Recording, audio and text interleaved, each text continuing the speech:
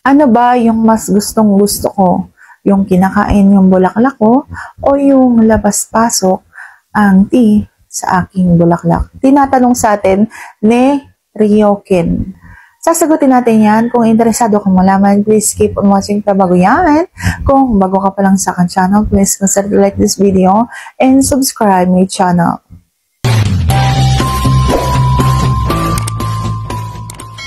Ang gustong gusto ko ay pareho.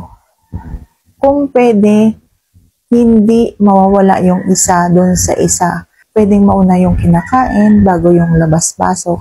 Pwedeng mauna yung labas-pasok tapos kakainin gano'n. Gustong gusto ko yan pareho. Bakit kailangan mamimili pa ako? Ako ng isa lang. So, syempre, pipiliin ko yung labas-pasok, yung tea.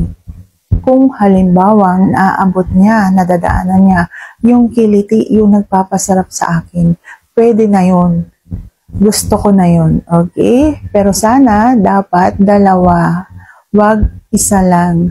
So, sana nasagot ko ng tamang yung tanong. And if you like this video, please consider to like this video and subscribe my channel. Thank you for watching. See you on my next vlog.